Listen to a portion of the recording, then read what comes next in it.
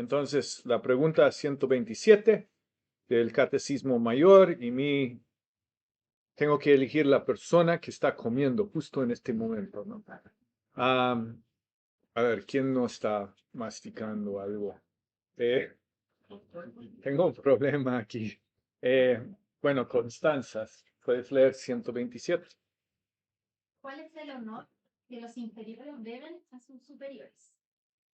El honor que los inferiores deben a sus superiores es toda debida reverencia en el corazón, palabra y conducta, oración y acción de gracias por ello, imitar sus gracias y virtudes, obediencia espontánea a sus legítimos mandatos y consejos, debida sumisión a sus correcciones, fidelidad a defensa y mantenimiento de sus personas de autoridad, según sus diferentes rangos y la naturaleza de sus prójimos, soportando sus debilidades y cubriéndolas con amor para que sean un honor para ellos y su vida. Okay. Entonces, les voy a hacer una pregunta. O sea, esto es muy exigente, es muy bueno, pero si nosotros estamos llamados a someternos los unos a los otros en reverencia a Cristo, en el Señor, entonces todos de alguna forma, aunque somos sobreordenados, por ejemplo, Alex, pastor de la iglesia, pero él está llamado a someterse también para honrar a los demás. Y entonces él tiene que tener estas actitudes cuando él está trabajando con personas en la iglesia. ¿Sí? Y ustedes que están en las familias, o sea, pensamos de Nicolás, o sea, y pensando otra vez en todo eso, lo que dice Efesios 5.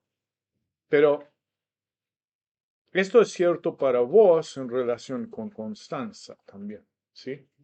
Entonces, o sea, es muy saludable meditar sobre esto, lo que ellos están diciendo, de tener reverencia en corazón, palabra, conducta, orar por ellos, dar gracias por ellos, buscar ver cuáles son sus fortalezas y imitarlos, buscar ayudarlos y responder a sus necesidades, escucharlos, ser fieles, defender su carácter ante los otros, soportando aún las debilidades y cubriéndolos con amor para que ellos sean un honor. Qué bello, qué bonito. Entonces vamos con uno más. Felipe, ¿puedes leerlo? Dice, ¿cuáles son los pecados de los inferiores contra sus superiores?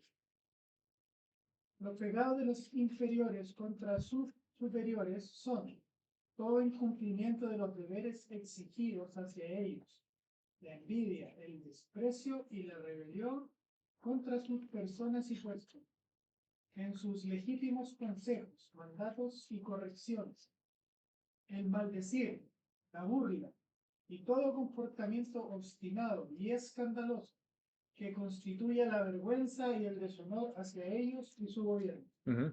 Y todos esos chismes que uno hace con los otros compañeros de trabajo. 129. A ver, recordame otra vez de Edison. Debería saber eso ya.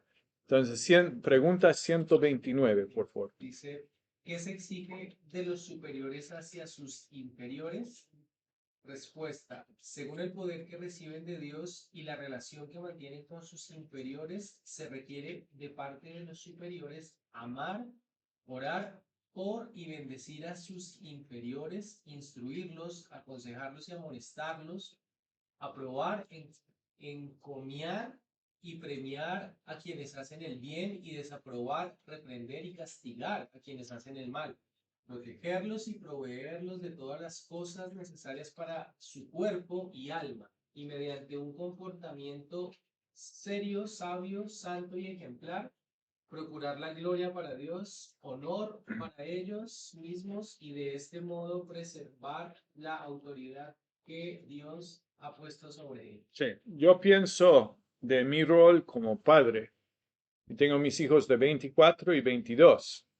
Y creo que ya les conté sobre el hijito más chiquitito que siempre sale con cualquier cosa. Y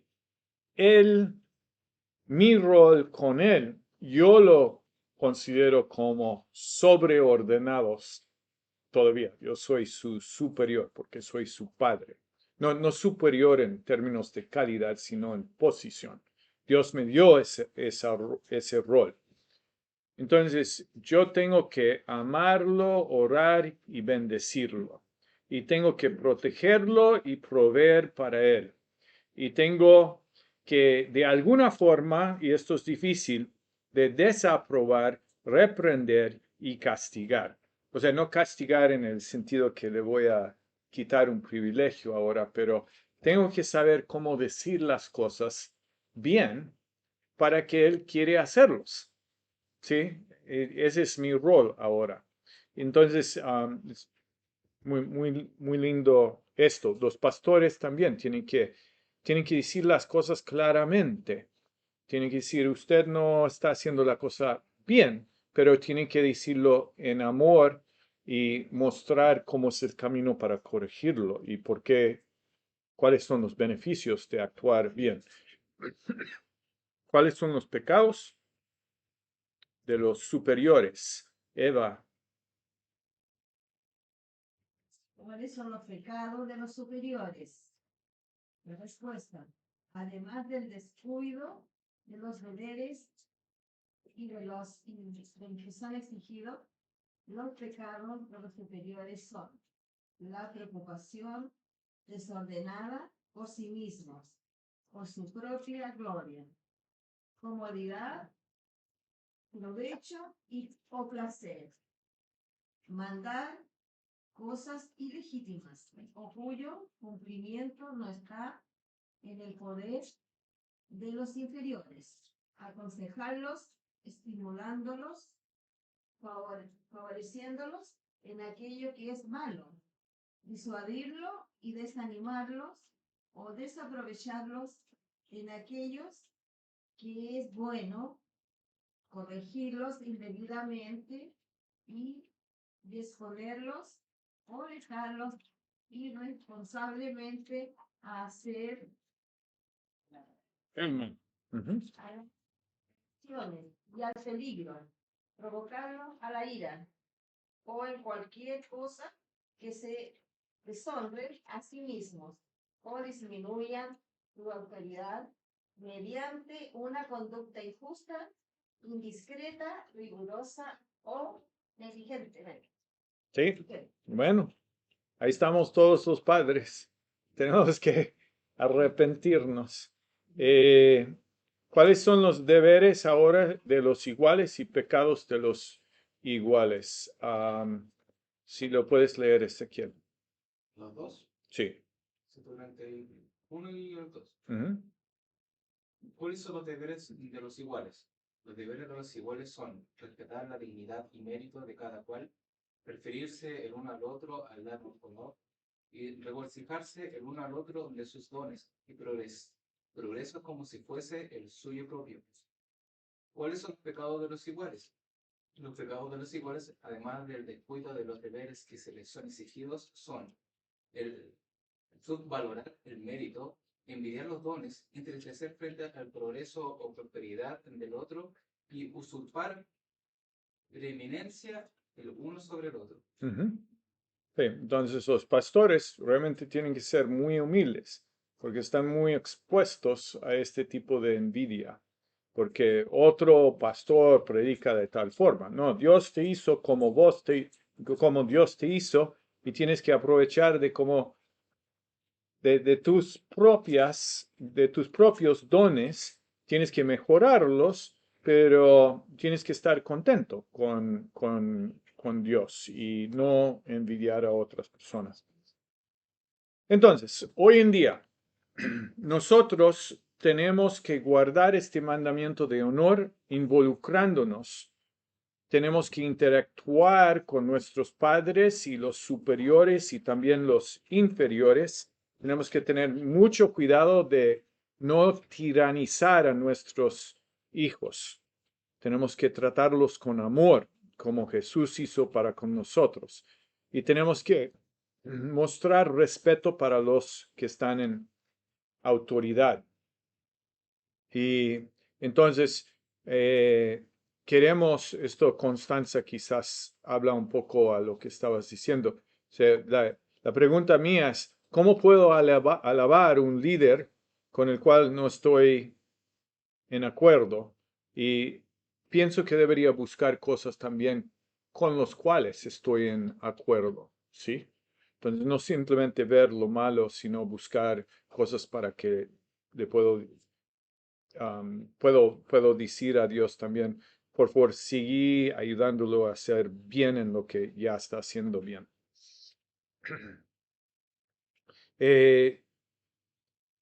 Para personas que están en posiciones sobre otros, tenemos que tener cuidado de no explotar nuestras posiciones para solo nuestro bien, y tenemos que buscar reformar estructuras para que otros puedan también tener esa vida de shalom, de abundancia, del cual estábamos hablando.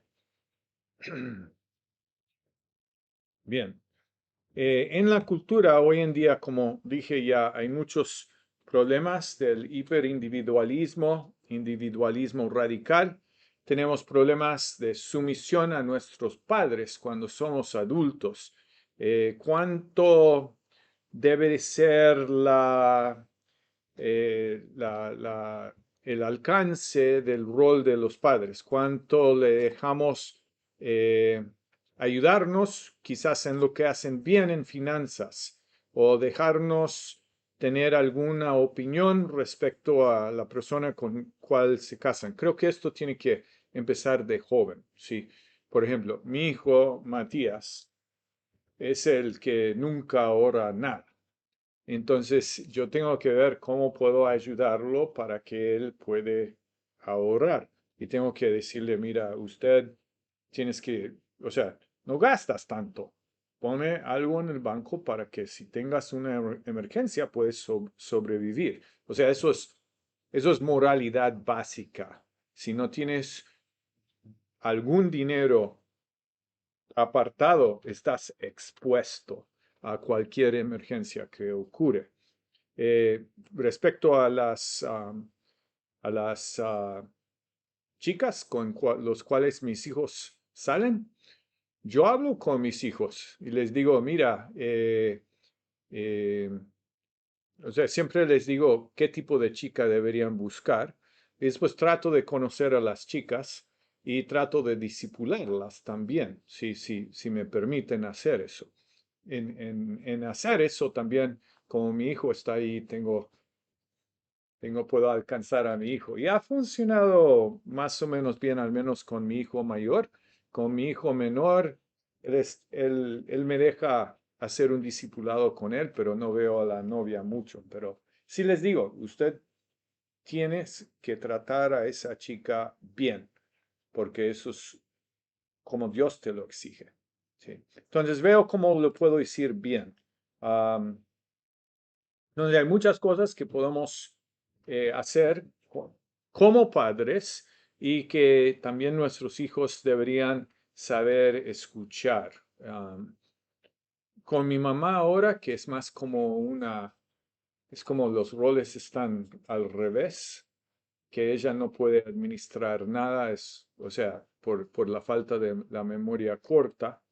Eso es un proceso de involucrarla, decirle, mira, ¿te parece bien esto? Estoy haciendo esto. Y cuando ella piensa que todo está fuera de control, tratar de corregirla de forma amable.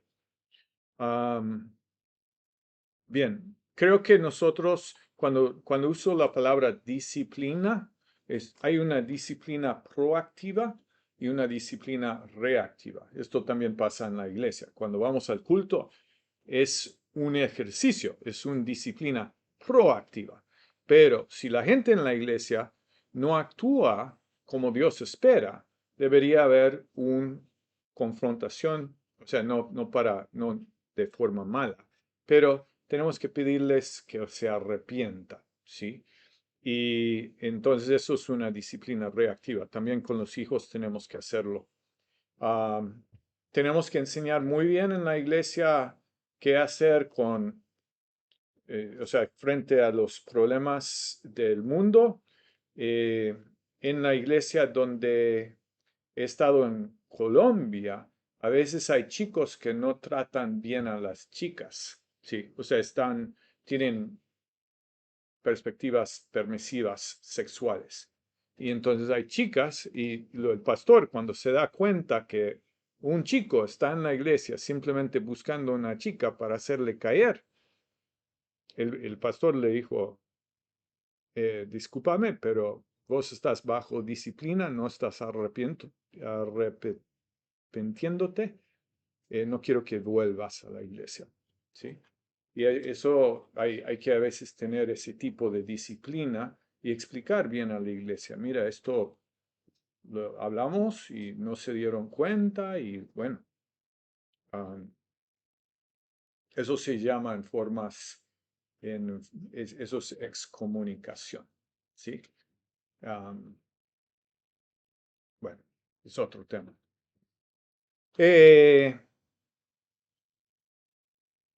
Tenemos que orar y tenemos que honrar a uno de los líderes políticos para los cuales votamos. Sí.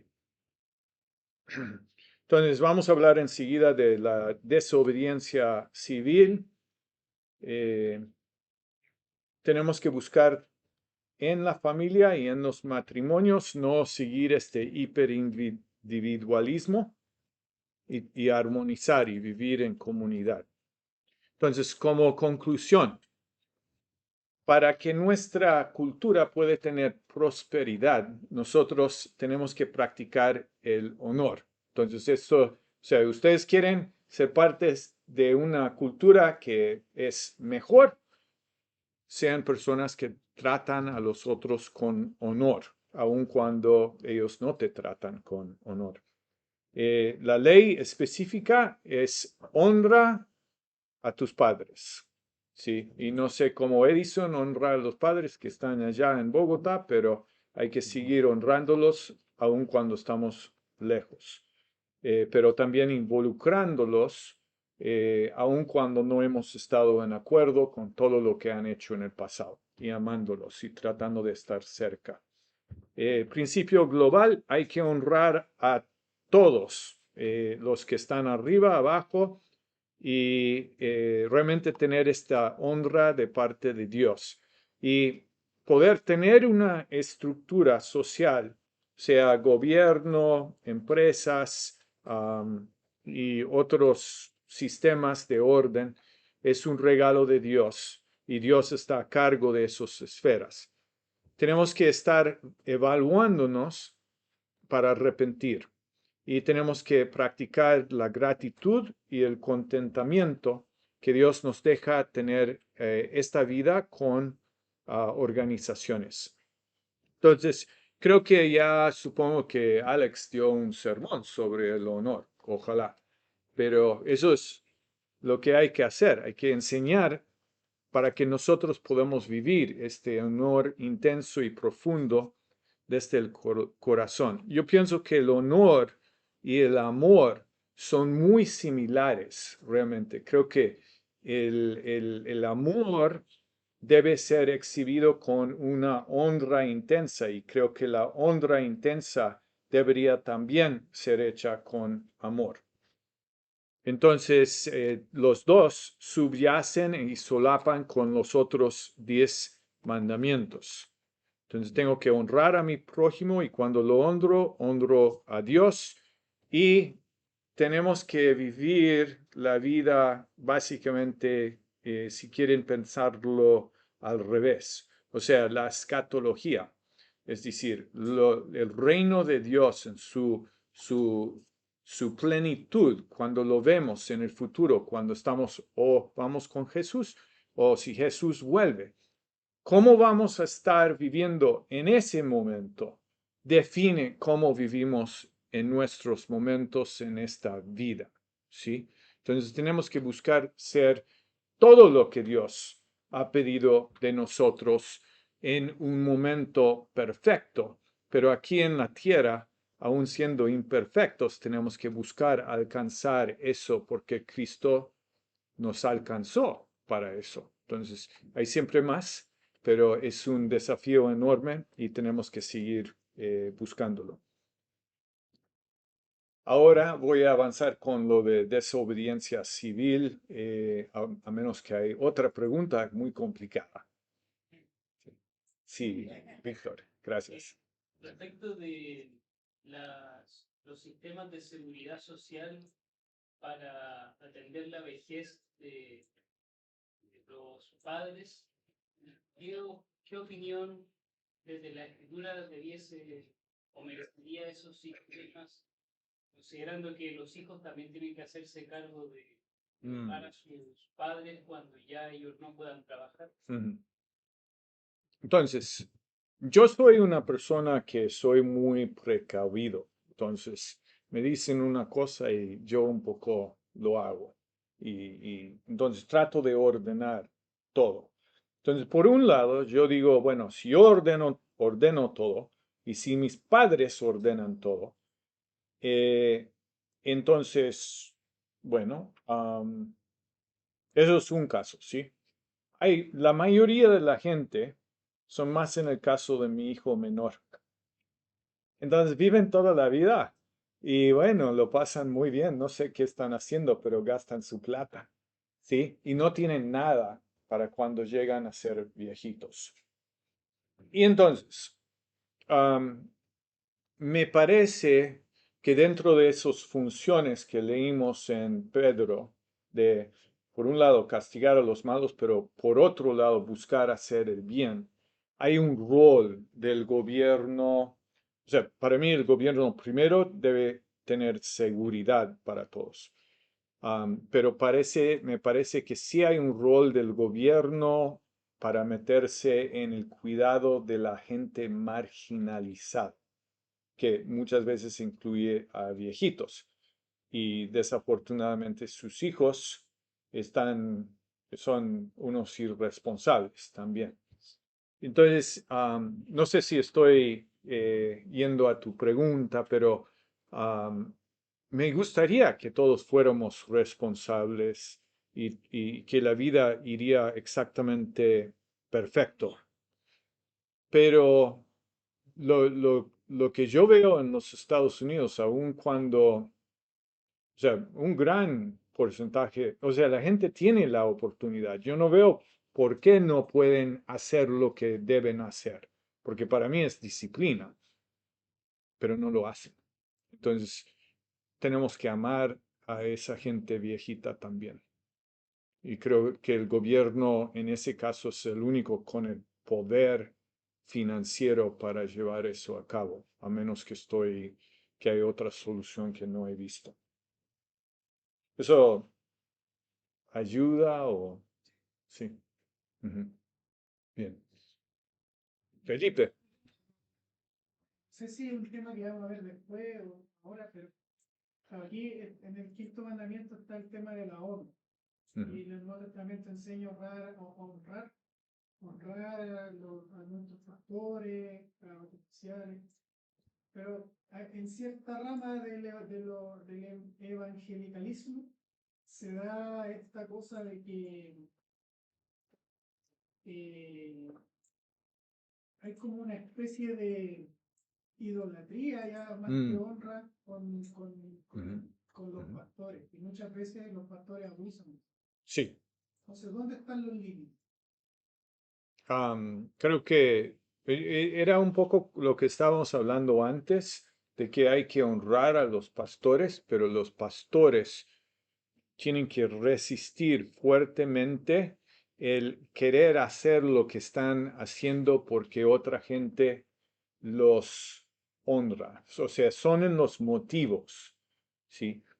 Entonces, el pastor, por un lado, tiene que buscar humillarse siempre aún más. También el pastor debería buscar rebajarse de alguna forma para que la gente lo ve como pecador, porque eso ocurre más que todo en ambientes muy legalistas también, ¿sí? Donde toda la gente dice, yo ya llegué como persona, Dios está bien contento conmigo, ¿sí? La realidad es que Dios está bien contento con Jesús.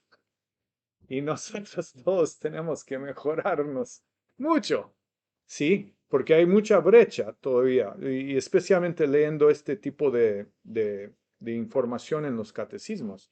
Uno dice, tengo más para hacer. Entonces, yo creo que hay que honrar a los pastores más de parte de nosotros. Por el parte del pastor, él tiene que honrar a la gente más y tiene que resistir esas llamadas sirenas a halagarse a sí mismo. Y normalmente he escuchado que los pastores también tienen que ser muy humildes y decir, mira, yo hice esto mal. Y o sea, el pastor allí en Colombia, el que está a cargo de la fundación, estaba hablando de los hombres, esposos, con las mujeres, que no hay que gritar a ellas con ese voz masculino que él metió en la predicación. Y yo lo he hecho. Sí. Entonces, no cambia mi honor hacia él. Yo conozco a su esposa. ¡Qué mujer! Y para aguantarlo también. Pero yo no le honro menos por decir que él no es perfecto, porque yo sé que no es perfecto, pero él está puesto por Dios en esa posición y es un señor humilde. Yo lo veo más como humildad, reconocer los errores del pasado. Sí, entonces no tenemos que vivir en este perfeccionismo. Tenemos que admitir que somos personas horriblemente desfigurados por el pecado y tenemos que, o sea, si cuando nosotros nos portamos como Dios quiere, nosotros nos vemos más lindos, pero tenemos muchos problemas, ¿sí? Y los pastores tienen problemas también. No, no, yo creo que la gente, los pastores, hay pastores que se llaman apóstoles, especialmente en Colombia. Yo soy el apóstol. Y depende, para mí, ¿qué está diciendo el pastor? ¿El pastor está diciendo que es un pastor o está diciendo que tiene una autoridad equivalente a un apóstol? Si está diciendo que tiene una autoridad equivalente a un apóstol, ese señor necesita arrepentirse y probablemente se necesita apartarse del pastorado. Si simplemente es otro nombre para pastor, bueno, no está tan mal. Pero que un pastor puede, yo creo que hay que recibir consejo de los pastores, pero un pastor no tiene que dominar a la gente para aprovechamiento personal. Estuve en Venezuela en el 98 y una persona, no sé quién, pero me comentó que en ciertas iglesias en Caracas en ese momento, si uno se puso como miembro, tenía que mostrarles tu recibo de sueldo y tenías que hacer o sea, viste cómo te depositan en tu banco el sueldo, ¿sí? Entonces, tenías que instruir a la empresa que en vez de depositar todo, tenías que depositar como el 90% en tu cuenta bancaria y 10% en la cuenta de la iglesia. Eso es meterse, o sea, hay que pedir que la gente diezma. Yo estoy a favor de diezmo. Es más, estoy a favor de si uno puede diezmar el 90%, no sé cómo se llama, 90% ismo. Que das el 90%, porque nosotros estamos viviendo vidas sacrificiales ante Jesús que dio el 100%. Entonces, es una pregunta de hacer un presupuesto y saber, pero no es, el pastor tiene que enseñar el sacrificio y parte de ese sacrificio es la ofrenda, pero no hay que, o sea, no hay que abusar de la autoridad. Y tendría mucho cuidado de estar en una iglesia así. No sé si, Sí, sí. bueno. Sí, estoy a favor de honra. y estoy a favor de honrar a los pastores.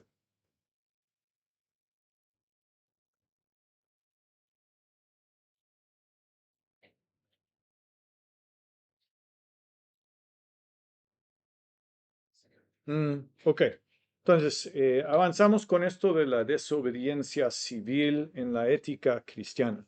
Si notan, aquí está un fotito de un negrito que se llama Martin Luther King, ¿sí? Muy famoso. Y eso en esa foto escribió una carta del cárcel. Dice aquí que él escribió: nunca olvides que todo lo que Hitler hizo en Alemania fue legal. Aborto es legal y está siendo peor que lo que Hitler hizo en Alemania. Han muerto millones de niños y es legal. No por ser legal es bueno.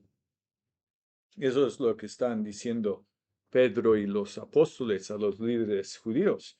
Dijeron: búscanse, debemos obedecer a Dios o a los hombres. ¿Sí? Entonces, esto es para poder entender un poco mejor a la desobediencia civil. Hay mucha desobediencia civil hoy en día, pero está generalmente hecho mal. En los Estados Unidos hay gente enojada y que dicen: bueno, ya que pasó tal cosa que me parece injusto, yo tengo el derecho de destruir cualquier propiedad, ¿sí? Eso no está correcto tampoco.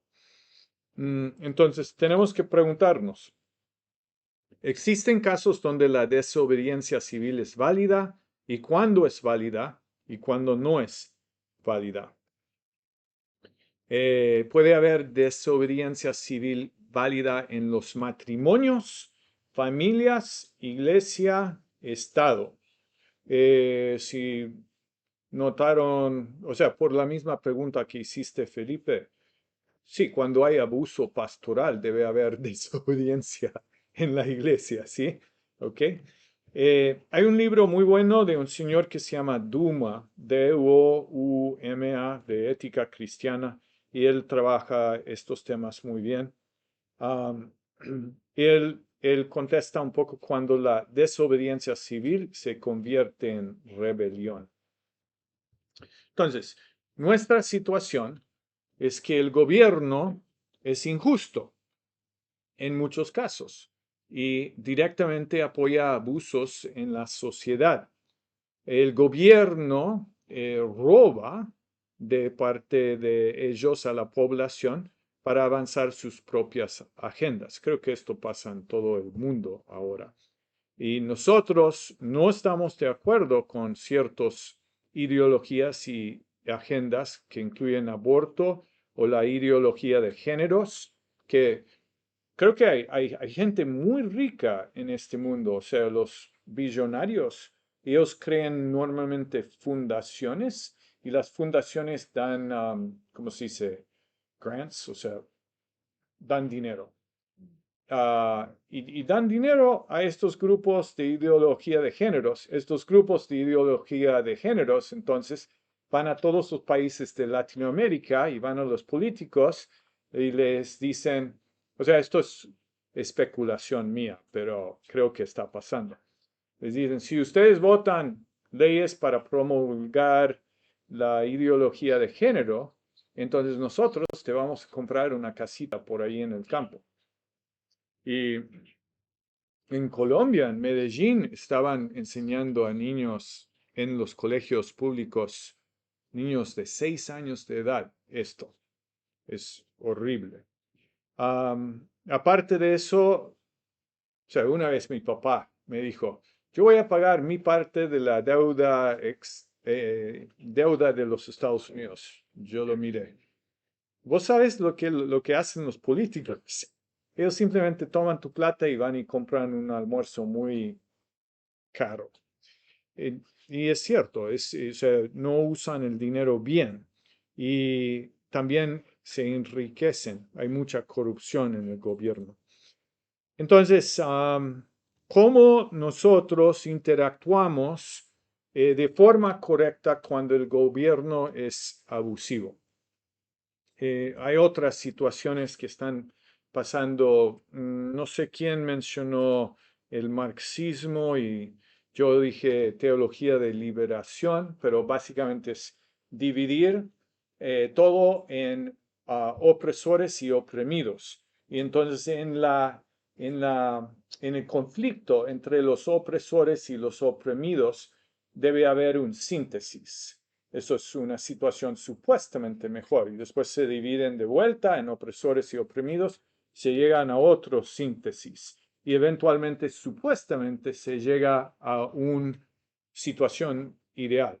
Pero lo que está pasando es que todo está siendo dividido en opresores y oprimidos.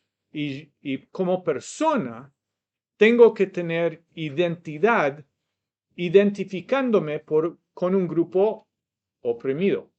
Y por eso en los Estados Unidos, o sea, uno ve, o sea, esto es muy, está ya metido, la gente no sabe lo que están haciendo y lo están haciéndolo.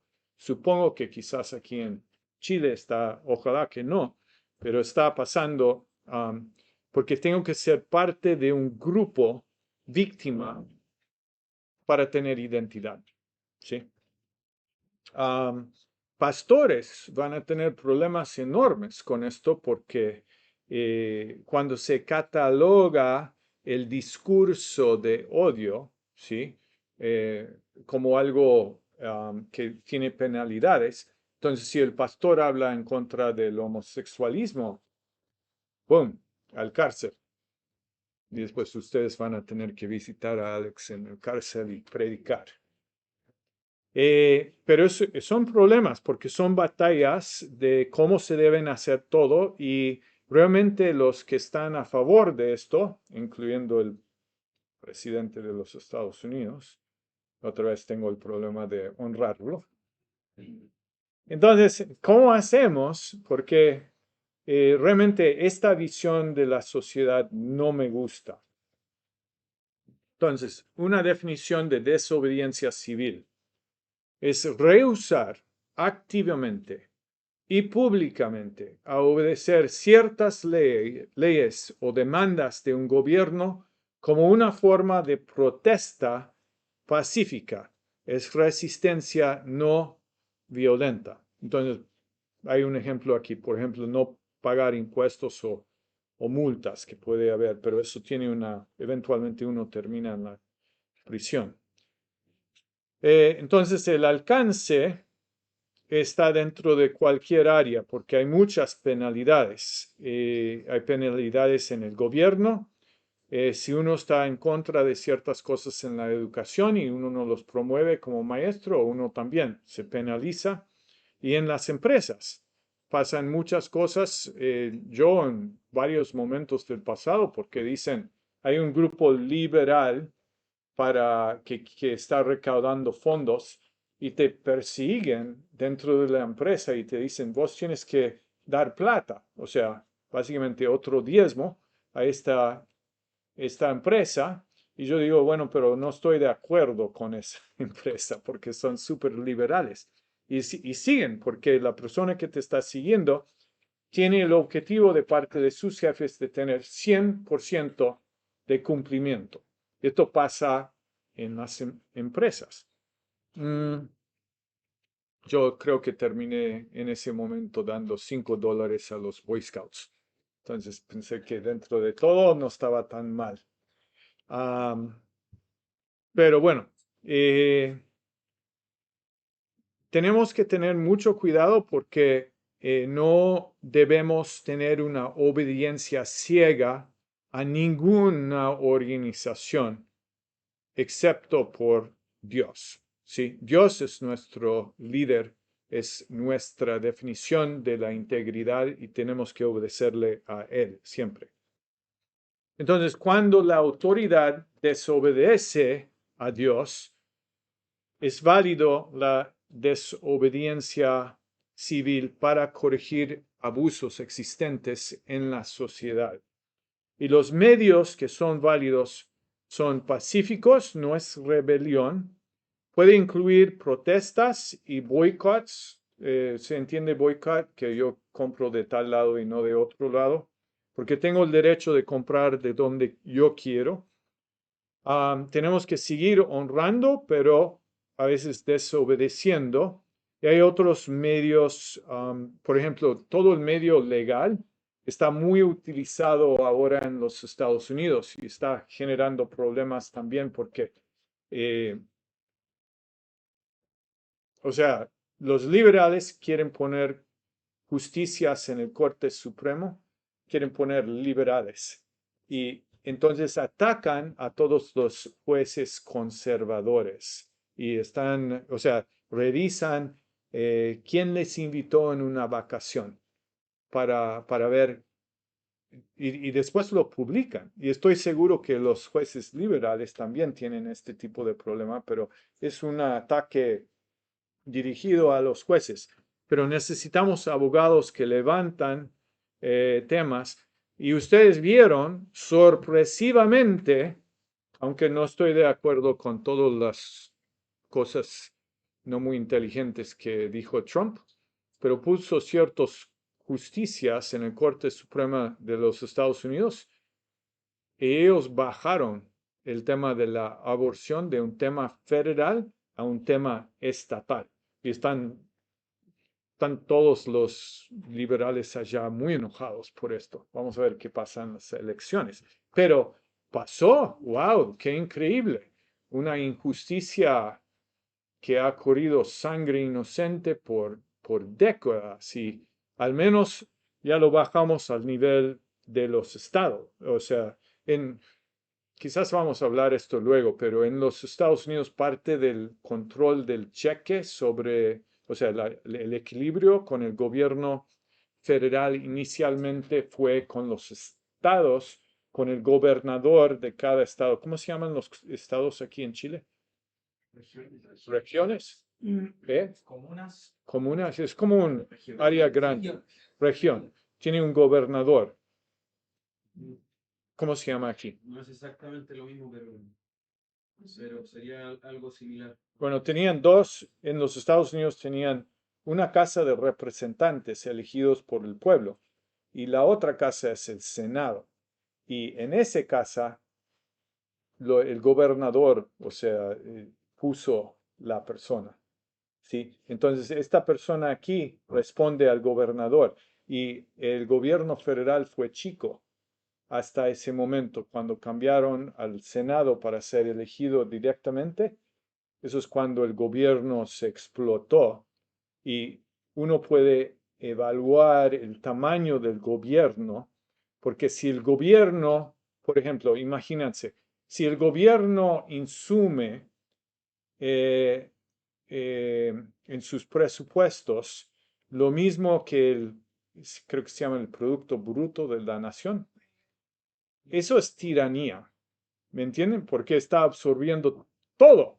Y entonces uno puede evaluar el tamaño del gobierno en comparación al Producto Bruto Interno. Y si es 50%, todavía me parece demasiado grande, ¿sí? Y entonces la pregunta es, ¿cómo limitamos el poder de un gobierno federal demasiado grande? Y no hay controles en este momento, al menos en los Estados Unidos. Es como un organismo fuera de, es como un ogro que va comiendo todo, ¿sí? Donde necesitamos buenos abogados también. Tenemos que evaluar cuando la desobediencia civil no es correcto. Es cuando hay robo o destrucción de propiedad, cuando mentimos, cuando hay violencia y cuando los motivos son meramente una expresión de voluntad propia y de individualismo. ¿Sí? Okay. Sí, Alex. Una pregunta que típicamente se hace ahí es, ¿qué pasa si hay una persecución y yo escondo gente en mi casa y los agentes del Estado me preguntan si tengo esas personas ahí? Ujú. Y No sé, tenemos el caso de Rahab, por ejemplo, o los que protegieron la huida de David, que no dijeron la verdad, no dijeron qué estaba pasando realmente con Ujú. esas personas a las que estaban protegiendo. Y también las mujeres que supuestamente iban a matar a todos los hijos de los israelitas en Egipto. Claro. ¿Sí? ¿Qué pasa en esos casos? Y similar a eso, también pasaba una persona que escapó de Cuba, me decía que la inmoralidad del gobierno y de sus agentes termina presionando a las personas a cometer inmoralidades, por ejemplo, Ujú, que cuando ellos ven que uno va con comida en la calle, piden una cooperación, entre comillas, mm, piden un soborno ujú, para poder dejarte seguir con la comida y ujú, llevarla a tu familia. ujú, Entonces, si no haces ese soborno, ujú. tu familia no come, por ejemplo. Sí. Entonces, en ese tipo de casos, Ujú. ¿qué se puede...? Sí, es muy interesante y ojalá podamos, si llegamos, si no, les dejo las presentaciones para que puedan imaginar. Pero cuando hablamos del falso testimonio, sí, eso es justo el tema. Y hay que tener mucho cuidado en instruir bien, porque no queremos mentir, queremos ser personas de la verdad. Pero si yo estoy en Holanda y viene un judío, ojalá que tengo la valentía de mentir a los alemanes. Sí, en ese caso creo que es ético mentir. Sí. Pero son casos muy puntuales. Normalmente deberíamos siempre decir lo verdadero, como Dios es un Dios de verdad, pero creo que hasta Dios, no sé dónde está exactamente, pero Dios de alguna forma dice en algún momento que estaba a favor de esas mujeres que mintieron al faraón. Sí.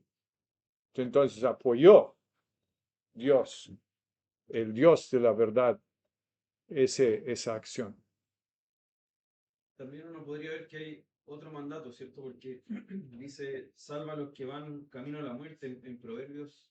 Hay Ujú. un pasaje que dice eso, que Sí, vamos a leerlo. Sí. entonces quizá cuando los que Ujú. odian la verdad, quieren usar la verdad contra la vida de otras personas, Ujú. estamos en la obligación Correcto. de decirles la verdad. Sí. Pero tenemos que tener muy claramente en nuestras mentes que esos solo son en casos limitados y no debe ser nuestro actuar normal, porque Dios es un Dios de verdad. Sí. Ok. Bueno, ya estamos en las 8:59. Entonces vamos a seguir aquí mañana a la noche, viernes a la noche. Eh, ¿Por qué no oro para todos nosotros? Querido Padre, te damos gracias que eres un Dios que has decidido honrarnos a nosotros, que somos tus inferiores en todo sentido. Somos muy limitados mientras que tú eres nuestro todo. Gracias porque tú te honras a ti mismo y te honras de una forma impresionante, pero enviaste a Cristo Jesús para honrarnos. Y nosotros entendemos que en el futuro, cuando estamos contigo en el cielo, que vamos a poder finalmente vivir la realidad de lo que nos has llamado a ser. Y eso va a ser un honor para nosotros, pero vamos a vivir en honor y vamos a vivir en amor. Y queremos vivir ese honor y ese amor de la mejor forma que podamos para darte la honra y la gloria en nuestras vidas. Entonces pedimos que podamos ver a la gente por medio de tus ojos, que podamos honrarlos bien y que podemos evaluar a nuestros corazones para eliminar toda acción y también pensamiento y actitud que no es de honor para otra gente. Gracias que podemos amarnos bien, que podemos honrarnos bien. Pedimos que podamos honrar a nuestros hijos, a nuestros padres, a nuestros pastores, a nuestros hermanos y hermanas en la iglesia y que podamos honrar a las autoridades en las organizaciones de gobierno, de empresa y también a la gente que trabaja para nosotros. Ayúdanos a poder saber cómo podemos ayudarlos bien y preocuparnos por sus situaciones. Gracias que tú te preocupaste por nosotros. En nombre de Jesús te pido que podamos llegar bien a la casa. Gracias por todos estos queridos hermanos que están compartiendo este tiempo con nosotros. En nombre de Jesús, amén. Amén.